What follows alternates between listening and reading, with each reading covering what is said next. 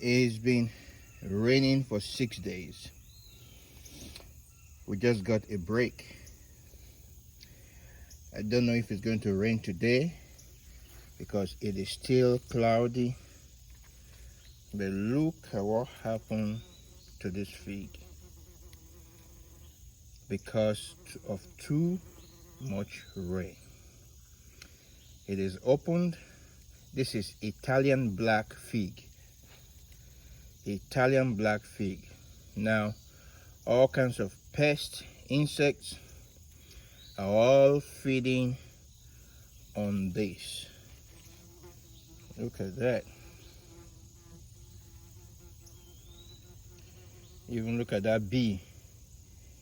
Is enjoying the sugar in that fig.